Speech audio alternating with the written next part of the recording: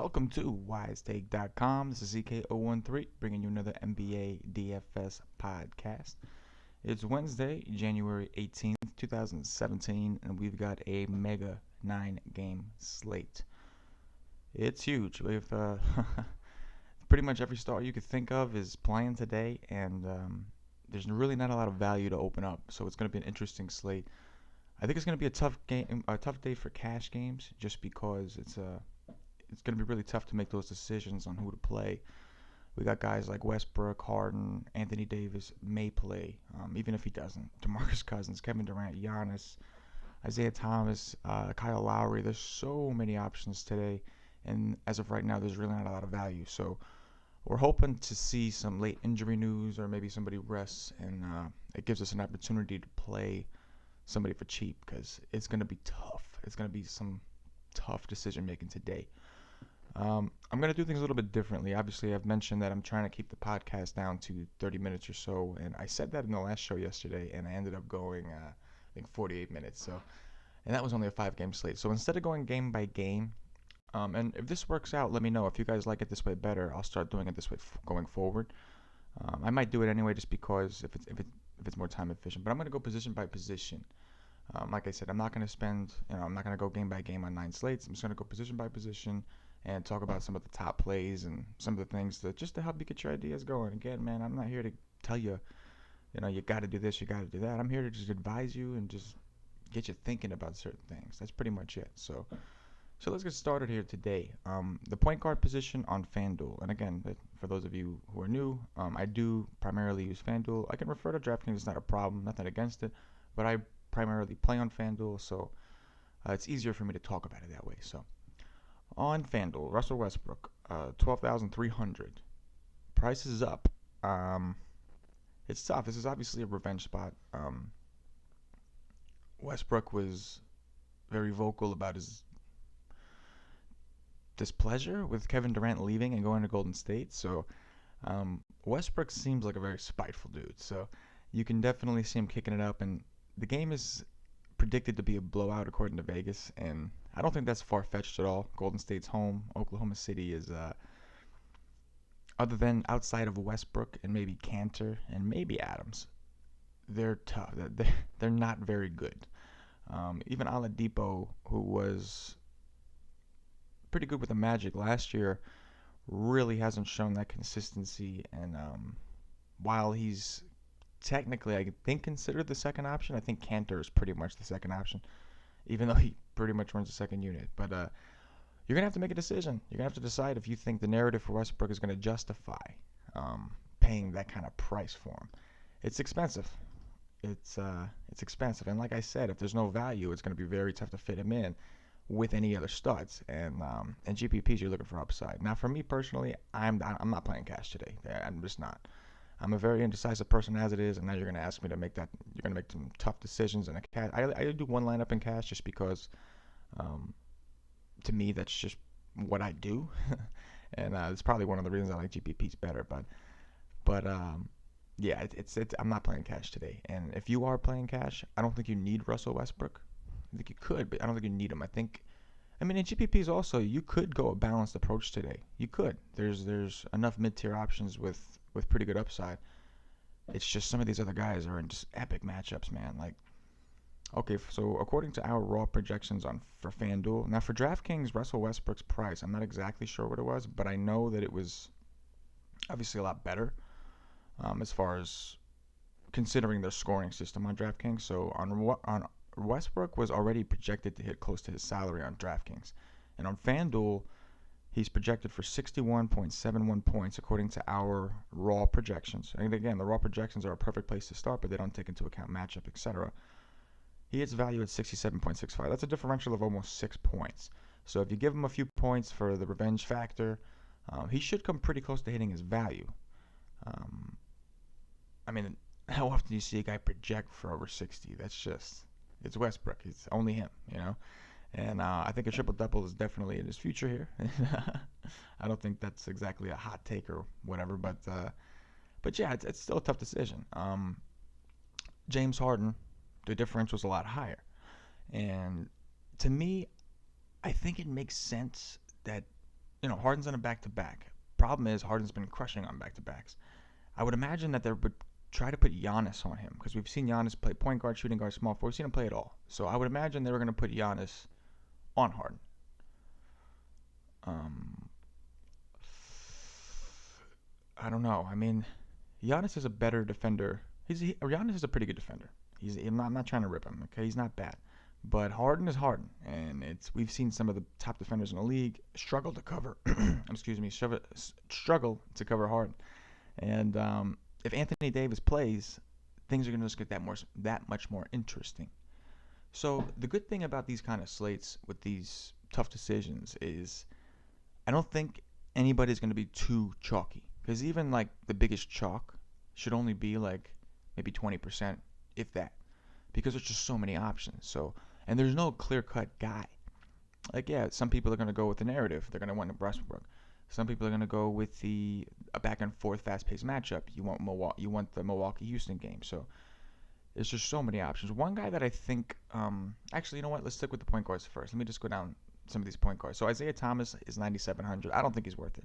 Bradley's supposed to be back. If Bradley plays, that usage comes back down to normal, which Isaiah Thomas is still a great player, but 9,700 on FanDuel is just too much for me on a slate with several options. Curry, 9,200. His price creeped up. If I'm going to take somebody from Golden State, I'm going to have to find somebody cheaper, maybe a Klay Thompson or something, if I'm going to take, because I'm going to take Golden State, I'm taking Westbrook. It's the bottom line. I'm not going to take Westbrook naked or any Golden State players naked. I'm going to take them together if I take them.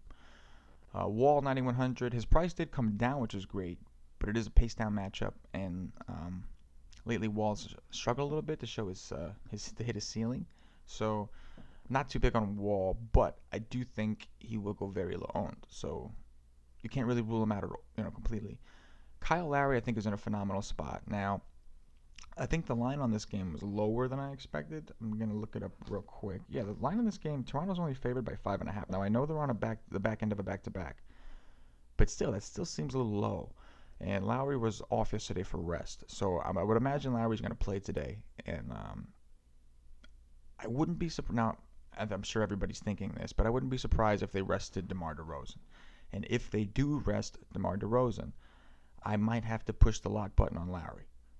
Vegas is predicting a close game. Philly's been playing very well lately, and it'd be tough not to play Lowry if DeRozan was out, because you know that a good 70% of DeMar DeRozan's usage goes directly to Lowry, and he's already having a phenomenal year. I'm not afraid of McConnell or Sergio.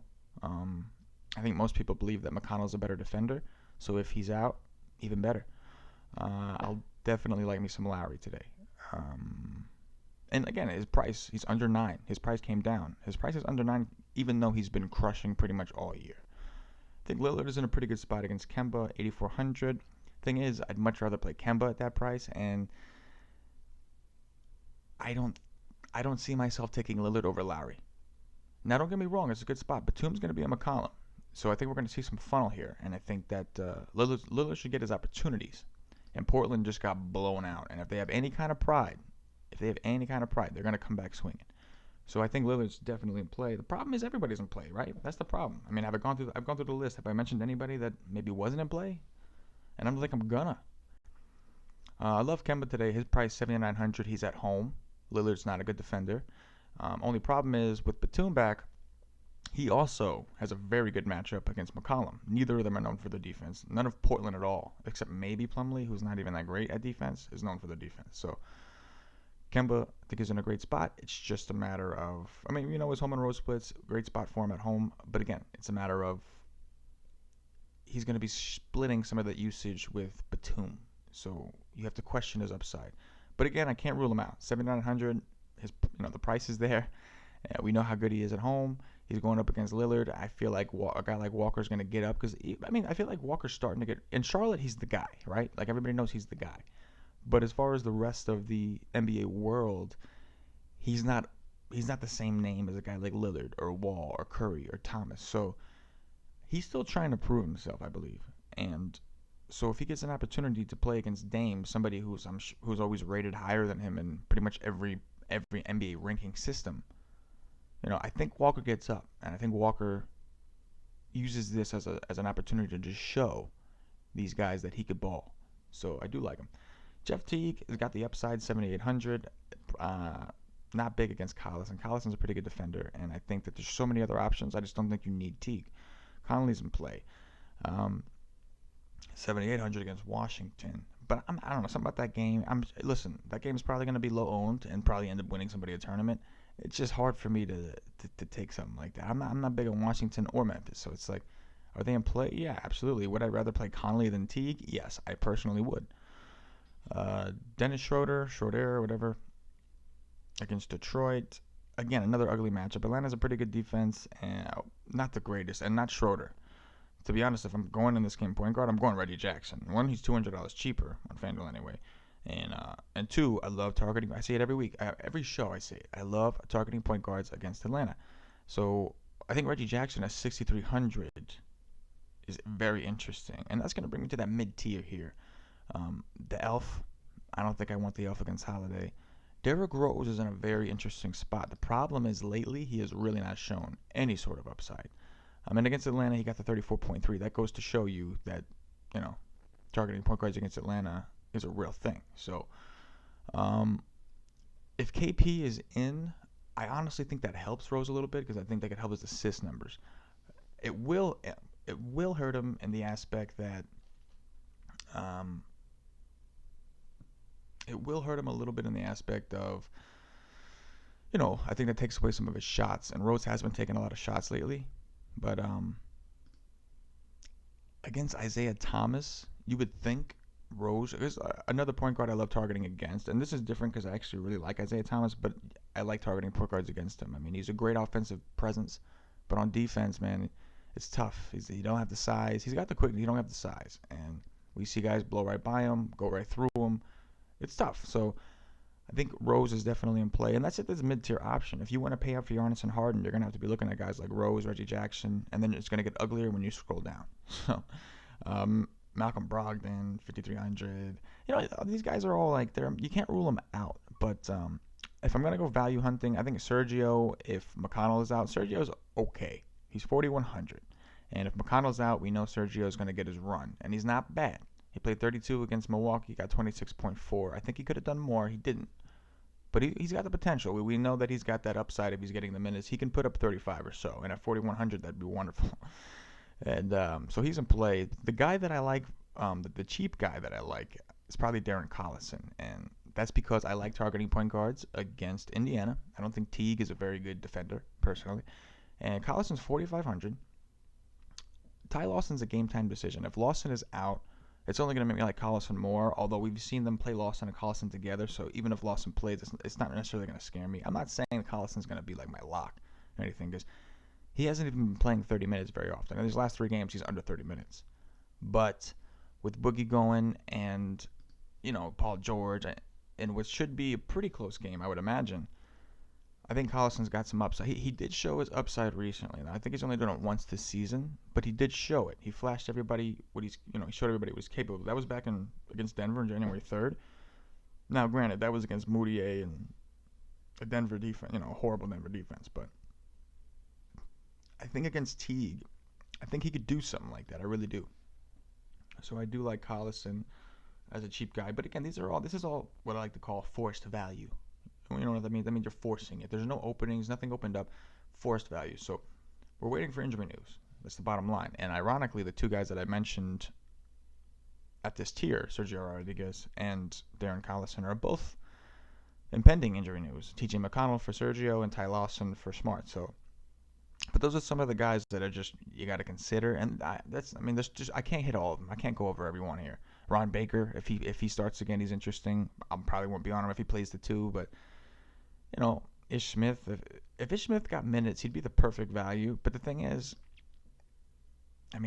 at best, what you're hoping for, 20 minutes, you can't. And there's no upside there. He's not going to win your GPP. So moving on to shooting guard, it only gets tougher shooting guard is ugly outside of the top 5 or 6, maybe 7, actually maybe 8. It's okay. There's like 8 options. After that, it's kind of ugly. You got James Harden at 11.8 against Milwaukee. You got Giannis at 10.6. Now, obviously, ideally, in an ideal world, you would just play the two of them against each other and just win all the money. It's not always how things work. I think that Giannis is obviously in the better spot, which makes me think he might be more popular. Just because Giannis can play D, so I can see him covering Harden. And I'm not saying he's going to stop Harden. One of Harden's, you know, main sources of points is assists. So you can cover him. So you're not going to stop his assists. It's not going to make the rest of your team cover anybody any better. So they're in play. But like I said, you got to make decisions. You can't have everybody. And you can try to have Harden and Giannis together, but you're not getting Westbrook. And maybe if value opens up, there's some things. And at small forward, I think we could talk about some value there. I think small forward, even though there's a lot of studs going today, I think that might be the place you could pay low. Maybe. But Harden, it goes without saying, he's in a crush spot. Giannis, in my opinion, even better. I think DeRozan might sit. If DeRozan doesn't sit, he's in a good spot. But I think if DeRozan plays, I don't really see how this game stays that close. Don't get me wrong, Philly's been playing well. And Toronto's on the back end of a back-to-back. I'm hoping DeRozan sits so I could just get all the Lowry. That's what I'm hoping. McCollum, 8,300. McCollum will definitely go low-owned, but it's rightfully so because, one, he's 8,300, and two, if Batum plays, his matchup gets a lot worse. Batum is actually one of Charlotte's best defenders. I think Beal's in an interesting spot, but in a pace-down game, I think 7K is a little too much for him. I would have liked to have seen his price drop a little bit, and I think it actually went up. So he's been, don't get me wrong, man. The dude's been crushing. He's been doing me well. I've been playing Beal a lot lately, and he has not been disappointing. I think that he's still a good cash game play, but the last two games, granted, it was against Philly and Portland, but his last two games, he didn't break 30 minutes. But normally, 37, 37, 36, this guy gets it. So if he gets that kind of run, if this game stays close, I think he gets that kind of run. I'm not afraid of Tony Allen, and I'm definitely not afraid of Troy Daniels. So I think if I'm targeting this Washington-Memphis game at all, I think Beal might be the way I go. But when I look at the overall outlook, there's just other guys I would rather play. Other guys like Klay Thompson. If you want exposure to OKC, one of the cheapest routes that still has pretty good upside is Klay Thompson. I mean, against Cleveland, he only played 31 minutes. That was a complete blowout, and he still got 30.8. I like Klay because he's the closest thing. Him and Durant are the two closest players on Golden State to be considered blowout proof. We've seen no matter how bad the deficit is for the other team, they'll still play Klay and Durant. 3 minutes left in the fourth. They're still in there chucking away, and they're not taking it easy. They're taking all the shots. So I like Klay. I think it gets you exposure to that game without breaking your bank. So if you want to get creative, maybe Klay and Cantor, you can still get exposure to the game without taking the stud. If you were paying up for another stud who might be in maybe like a better spot, sorry, this fell out. I hate these kind of headphones, but you might be able to get away with something like that. So there's a high total game, and my issue with this is, with that philosophy, is if the total was like 2 or 3, I think it would make more sense. With the total, the line. If the line is 13, then that makes me think maybe it will be a blowout. And if it is going to be a blowout, then maybe I do want guys like Thompson. Maybe I can consider Durant because these guys are going to play in a blowout. The problem is these guys are coming off. The game means much more to Westbrook than it means to Golden State. First of all, the only Golden State player this should affect is Kevin Durant. And I think he's already shown that he's not really a confrontational dude and he don't really care as much. And the rest, all of Golden State, they're coming off a huge game. Well, granted, it wasn't a close game, but they were up. They were hosting Cleveland. It was a double revenge spot. They lost in the finals last year, and then, of course, earlier this year, they lost by 1 point in Cleveland. So that was like get up time. So it makes me, the more I talk about it, the more I'm talking myself onto Westbrook.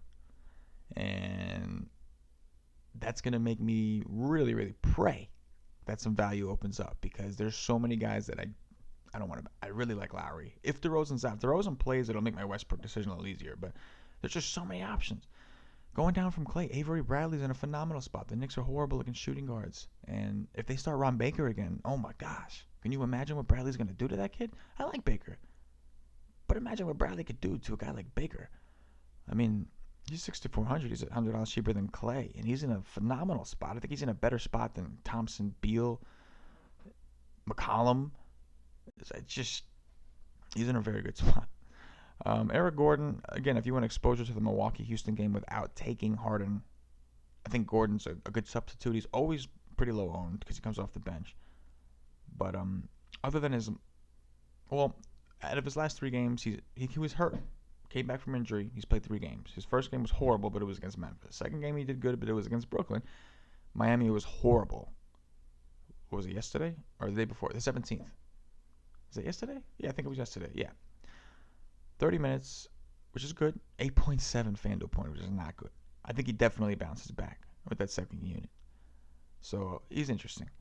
Oladipo. I'm not afraid of Clay. I think one of the places you want to attack Golden State is the shooting guard position, so that makes me like Oladipo a little bit. And I think Oladipo could be sneaky because I think that I think he could. He may. I think he may play. I think he may get up to try to have Westbrook's back. Like he seems like that guy that like wants to be buddies with Westbrook, and he went from being probably the best player on his team last year in the Magic to being just another scrub with Westbrook. It's like Westbrook and company, and I think Oladipo wants it to be Westbrook with Oladipo and company, but it's really like Westbrook and Cantor or Westbrook and Adams and company. So I can see Oladipo stepping up his game a little bit to keep up. Tyreek Evans, I think, is in a. If Anthony Davis is out, give me all the Tyreek. Is it the best matchup? No. Is it better with Fournier out? Yes. Is the pace good? No. Has Orlando's defense been sucking lately? Yes. So I like Evans 5,600, and I would rather play Tyreek Evans. Oh no, this is only if Anthony Davis is out. We don't know yet. If Anthony Davis is out, I'd rather play Tyreek than Oladipo. Same price, but that's just my opinion. I'm still mad at KCP. Game time decision with the shoulder. I don't think he's playing, but I'd be very surprised if he plays. But still mad at him just for like saying that. Fournier, I don't like either way. It's just if he's out, it's gonna make me like Tyreek that much more because Fournier is not a bad defender, and not that I don't think Fournier would spend all the time on him. Fournier is obviously a starter, and Tyreek hasn't been. I don't know if he will if without AD, but either way, if Fournier is out. I definitely like Evans. I'm not worried about Meeks covering Evans. Let's see. Hardaway did good for me against the Knicks. Just going to throw that out there. I mentioned that revenge spot. I did. Just saying. Oh, and by the way, DeRozan yesterday. Nice. He didn't beat Harden, which I didn't think he would, but he did well. He had a great game. And his ownership was I don't remember what his ownership was, but yeah, I thought he was a good play. And I did kind of get lucky in the announced Lowry out. But anyway, on the cheap side, there's not much to like. Buddy Hield is interesting, but I think Tyreek is going to get all the usage if AD's out. Tony Allen, no thank you. I mean, shooting guard doesn't have a lot of. I think Meeks will be a popular cash game play if Fournier's out. Rightfully so. He's 3,800, and you need as much salary savings as you can. A sneaky option I think you can maybe take if AD is out is Etuan Moore. Since AD's been having these struggles, we've seen Etuan Moore get a minutes bump. 27 to 28. We know previously from before Evans was even back that he is capable of putting up 30 points. He has the upside. He just hasn't been getting the minutes. So I think a sneaky alternative to a guy like Meeks would be an Etuan Moore at 3,700. So just keep that in mind. After that, I mean, it gets ugly, man. I mean, if DeRozan doesn't play, I think Powell becomes almost an auto play. Even if Carroll might sit too. So if those guys sit, Powell pay attention to the news. Remember Norman Powell. And if somebody's out, DeRozan, Carroll, keep him in mind. Powell doesn't get a lot of minutes, but he does when people sit. Whenever somebody sits, he ends up getting a good run. Not Lowry. It's a point guard. It's nothing to do with him. He's a shooting guard, small forward, etc. But we've seen, what was that one game? What was it? Against Brooklyn. He played 27 minutes. I think DeMar Carroll rested. Or something like that. I don't remember. Somebody was out. Maybe it was DeRozan. I don't know. But he got 27 minutes and he put up 35.1 FanDuel points. Or no, I'm sorry. I'm thinking of he did do good in that game, but I don't think anybody was out. I'm thinking of Boston on 12-9, 36 minutes. This was with Carroll out because at the time they were resting Carroll on back ends of back-to-backs. So 36 minutes, 36.6 FanDuel points. GPP only, but you want to look for upside. The guy's got upside. He's definitely, if his shot is falling. Now, if his shot's not falling, you're wasting your money. But if his shot's falling, he could win you a lot. So he's very cheap, and it's going to be a tough decision at shooting guard because either you're going with an elite option or you're going with a really bad, ugly-looking option. Talking about the small forwards, obviously we talked about Durant. If KP's out, Melo continues to be a solid play, although he is going to have a little bit of a tougher matchup with Crowder. And I think Melo's getting frustrated again. I don't blame him. He wants to stay in New York. He's hearing all these rumors about Phil maybe not wanting him, and people that are close to Phil are putting out rumors about he needs to go and he's killing the team. So he doesn't want to hear that. He chose to stay in New York because he wanted to win in New York. And rather than people being appreciative, they're basically saying, dude, you're killing us. You need to waive your no-trade clause and go. And I get it. I get both sides. But it worries me. He's a little frustrated. Now, he's either going to play extra motivated, which I think against Atlanta he did. They really wanted that game. You can see they really, really wanted that game. And it didn't happen. And they're desperate. They're losing a lot. And they are desperate. And they need KP back bad. So if KP's back, I'm off of Melo. If KP's not back, Melo's certainly in play. I think Paul George is in a great spot. Rudy Gay's been playing well, but defensively he's nothing. Paul George is Paul George. If this game's going to stay close, which I think it will, I think we can see Boogie and Paul George really trading off punches here. So I do like Paul George. I'm off for Rudy Gay. I don't want to play him against Paul George. He's good, but I don't want to play him against Paul George. I think Ariza's good with Harden. I've always said that he's one of those guys that he has a high field goals made on assists percentage, which means that I think over 80% of his baskets come from assists. And again, Harden is the assist leader. So I think Ariza's good to pair up with Harden. But if you're not playing Harden, I wouldn't bother with Ariza. I think Robert Covington's okay. GPP only. As he chucks, but if he misses, you're screwed. Aaron Gordon, I like him today. New Orleans, historically this year, they've been better lately, but historically they're pretty bad against small forward, and I think people are going to be off of him. Maybe not, because they're going to need value, but his last game, he stunk it up against Denver. I think the world was on him. He screwed me, I'm not going to lie. Was it the 16th or something like that? He screwed me. He screwed everybody. He was very high owned. There wasn't a lot of options, and he was a lot more high owned than I thought he would be, and he was just bad chalk. But I'll go right back to the well. You got to have that short-term memory, so I do like him here. I think MKG is interesting. Again, if Harkless, against Harkless, I definitely think MKG is interesting. If Tamari Carroll plays, he's a guy that's really good to pair with Lowry. Carroll's another guy who's assists, a high field goals made on assists. So Carroll, if you really want to maximize your upside in that game, Carroll is a good guy. 4,200 is not going to kill you either. 4,200 is a good guy to pair with Lowry. Lowry is the assist leader, and like I said, Carroll, most of his baskets come from assists. So Kuzminskis, if KP is out and Lance Thomas is out, I would imagine that means that Kuzminskis gets to start. Now here's the thing. Kuzminskis would play the 3. So I would imagine that's the thing I don't understand. Is Boston going to put I would imagine Crowder's going to be put on Melo regardless, just because Crowder's one of the better defenders on the Celtics, and Melo was obviously their best scorer. So I would imagine that's how it went.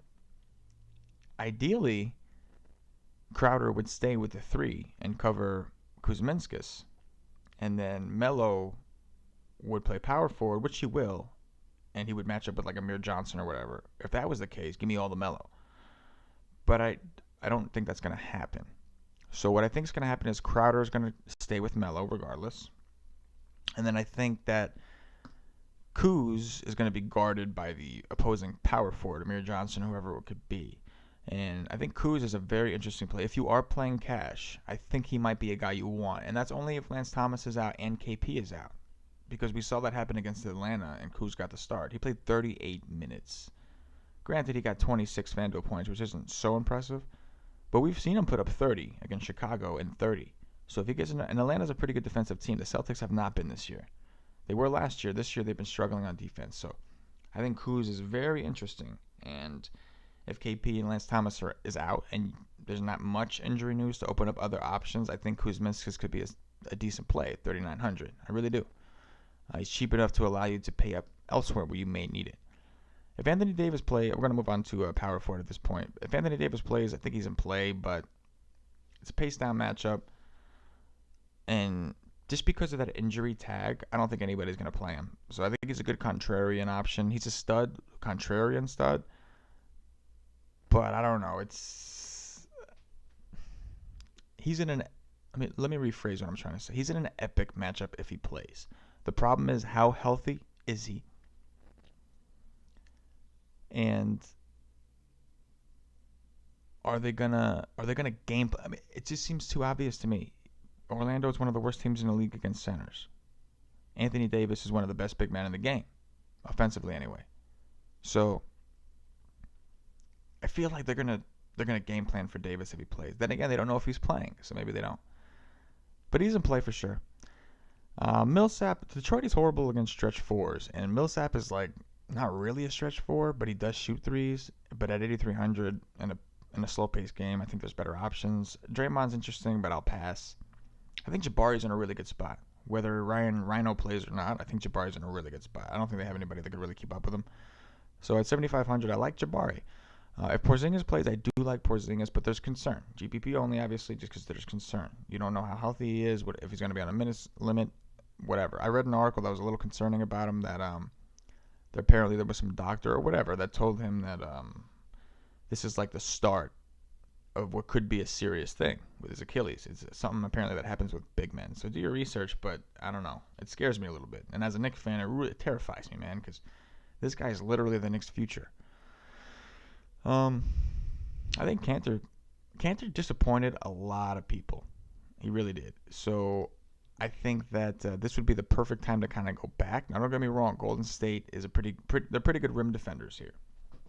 So I do think Cantor's interesting here. And Cantor's a guy that I really wouldn't mind pairing with or without Westbrook, because Cantor can score on his own. And he kind of runs that second unit, and Adams might be out. If Adams is out, he's going to get the start, and it didn't look good. He played 23 minutes against the Clippers. He struggled. He struggled against the Clippers. He burned everybody. But I think he could bounce back. And Golden State is pretty good against center, but Cantor is I think Cantor could be a matchup problem for Zaza. I really do. So I think he's interesting at 6,300. Is he priced way too high? Yeah, but as a starter, it kind of makes sense to pay 6,300. I wouldn't pay 6,300 if he's coming off the bench, but if he starts, he's interesting. Then again, clearly he's been better off the bench than when he starts, but we have a small sample size, so I think Cantor's sneaky. Ibaka's not bad, sneaky. Won't be popular. I don't think it'll be popular. I think Markieff is an interesting way to go. Memphis struggles against power forwards, and I feel like people just refuse to play people against them anyway, but they really struggle against power forwards. Now, is Markieff's price too high? Absolutely. 6,000 for a guy that volatile? Absolutely. That's way too high. And I feel like FanDuel kind of priced everybody up. Markieff is coming off a 48.1 FanDuel point game. What does that mean for me? That means I'm off him. Why? Because he's a very volatile player, and he's yet to show me he can even hit 30 points back to back. So I'm not going to take him off probably his best game of the year. I'm just not. Last time he got 44.3 points. The next game against Indiana, he got 16.7. So, has he shown some consistency at times? Sure. Recently, from the 8th through the 11th, he was over 30 in 3 straight games. So he's interesting. I just don't want to pay 6 for him. I know he's been more consistent, and he's flashed some serious upside. And listen, maybe I will play him. I'm not going to. He's in play. I'm not saying he's not in play. I don't know if I'm going to play him, but he's in play. He is. That's pretty much the only solid place to attack Memphis. So if you want to really attack them, you might have to bite the bullet and play him. Tobias is okay. I don't know. Ersan, I love playing Illy when Embiid is out. But when Embiid is playing, which he is today, you could still use him. But I'm not dying to use him, Amino has been solid, 5,600. Still don't like that price. I mentioned to you his price too high last time, and he didn't do well. I still think it's too high. Montrezl Harrell was moved to power forward, and I like playing Harrell. Unfortunately, Capella's back, and we saw that directly affected Harrell's minutes and Nene. So, unfortunately, until I get the idea that Harrell is going to be playing with Capella or whatever, or Harrell's just going to give me 25 minutes and I'll keep playing Harrell. But as of right now, I'm going to have to jump off. If AD is out, Terrence Jones is a must play for cash. We saw what happened last time. I was not on the boat when AD was out. I didn't jump on Terrence Jones, and I paid for it. I really paid for it. Let's see. I think Marvin Williams is sneaky for cheap. Portland's horrible against power forwards. That's why we saw what Markieff Morris just did to him. So I think 4,600, if you're looking for a guy that's cheap enough, Marvin Williams is very good. Now, his upside is concerning, but he can hit 30. He can. So he hit 30 in an okay matchup against Detroit. So I think he could probably hit 30 in a really good matchup against Portland. So he's definitely interesting to me. That's as low as I'm going to go. I mean, Amir Johnson and all these guys you can consider, but that's as low as I'm going to go.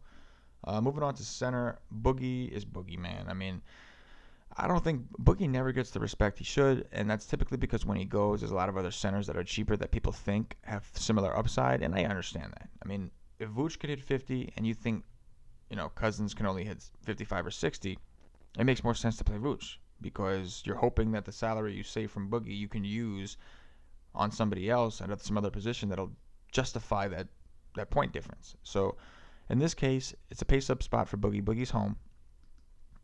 He's got a matchup with Miles Turner, which I am not afraid of at all. And Boogie, he's been playing consistently, but his ceiling isn't as high as we've seen earlier in the year. I think this is another one of those spots where he could put up 60. It's going to depend on his minutes, which is going to depend. But I think this game is going to stay close for the most part, and I like Boogie. So I think Boogie is very interesting. I think of all the studs, he'll be one of the least popular, him and Anthony Davis. And at 10-7, his price isn't even that bad. So I like Boogie. Embiid is Embiid, all the way up to 8,400. Yes, it's a good matchup, and this game is supposed to stay close, but still, man, 8,400 for a guy only playing 28, it's so hard. It's so hard. We did see him play 30 once against Minnesota, and he did some damage, but I think with 28 minutes, I think we finally get to see his ceiling, which he almost hit against Milwaukee. I think 50 points is probably his ceiling. I think it's safe and fair to assume that. And I think he had his best game of the season against Milwaukee, 49.4. It was a great matchup, and I loved him. I was all over him. I thought it was a phenomenal matchup for him. Monroe, that's like the perfect guy for Embiid. You can't keep up with Embiid. So I think Gasol is interesting. If you're going to take the Washington-Memphis game, which I understand why you would. I think it'll be low owned. I think Gasol is interesting, but 8,100, it's tough. I do think he will go low owned. I think people will jump from like Embiid, and maybe they might jump down to Drummond, although Drummond might not play. Now, if Drummond doesn't play real quick, I know people are going to rush to Boban. I'm not even going to try to say his last name, but he's 3,900. The guy's been a monster, and I wouldn't put him in cash just because he's got a hard matchup with Howard. But in GPPs, if I find out Drummond's not playing, I'm getting some serious exposure to this dude. He is one ugly mofo. I mean, this dude is not pretty to look at, man. I'm looking at him right now. It's scary the way he looks, man. It's scary. But his numbers are pretty attractive.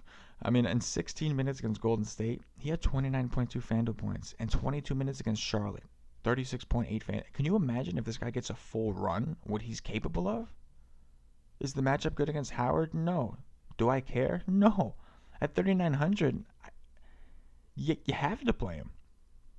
I mean, I like Boogie a lot.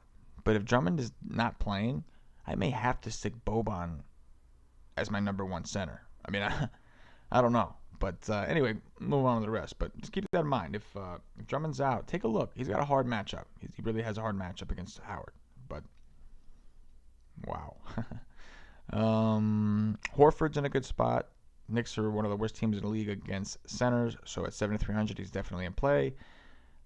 Dwight Howard certainly in play. I like Howard better. I like Howard regardless. The problem with Howard is he doesn't score enough for me. He gets a lot of rebounds, which is great. But Drummond, if Drummond does play, Drummond's not a good defensive center. So Howard would be in a crush spot. And he just hasn't shown me that. It's been hard for me to predict him. You know what I'm saying? Like, there's spots where I think he could really put up 50 and he'll put up like 30. It doesn't kill you, but it doesn't make your night either. Then there's spots where I think like, I don't think he's going to do that great today. He's in a tough matchup. And he'll put up 49 or 40 or whatever. So, I don't know. I think I might like him better if Drummond plays. Only because I don't know much about Boban. I don't know much about him. I haven't seen him play. But that was interesting. Vooch, man, this guy always kills me. I don't really like playing him. I don't know why. I did play him the other day. He did well. But something about this guy, I just don't like playing him. I don't know. And I played him the day he had 53 against Portland. So I was happy about that. But lately his production has gone down. He had a tougher matchup these last two games against Jokic in Denver and then against Gobert in Utah. But his matchup gets a little easier. If Anthony Davis is out, I think he could fire away. If Anthony Davis plays, you could still play him. I just probably wouldn't play him as much. I'm off for Turner against Boogie. No, thank you. Plum Dogs burned me too many times recently, but he's in play. Monroe, I guess, is in play, but not very attractive. And Oh, I think Adam. Okay, so Adams has apparently already been ruled out. I didn't know that. I apologize.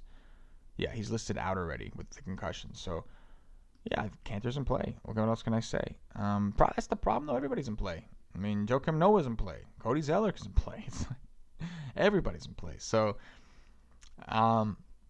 that's going to do it for us today. I don't even know how long we went. I got to start setting a timer for this thing, but I'm hoping I went under 30. I don't know. I guess I'll find out. But I hope you enjoyed the podcast. If you prefer this format, let me know, and I'll just start doing this format going forward.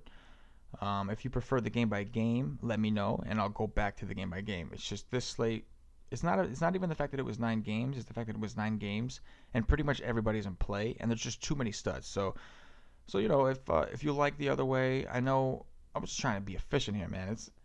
It's a tough slate, man. It's a tough slate to break down. It took me a while to look at this, and I still haven't even done my real research. So it's gonna be a tough one, man. It's gonna be a fun GPP slate. So I hope you're playing some GPPs today. If you're playing cash, man, good luck. I'm not playing no cash today because I am so indecisive, and this is not the slate for an indecisive person to play cash. So anyway, that's gonna do it for us. Thanks for listening. Thanks for watching. If you're listening on Podbean, please follow. If you're listening on YouTube, please subscribe. If you're listening on iTunes, please subscribe. If you're not a member of WiseTake.com, please sign up. It is free membership. You get access to our free NBA projection tools, cheat sheets, and odds charts. If you have any questions for me, you can reach out to me on the forums. Of course, you can always find me on Twitter at CK_013 or the WiseTake Twitter at Wise_Take. But anyway, that's going to do it for me. And as always, good luck.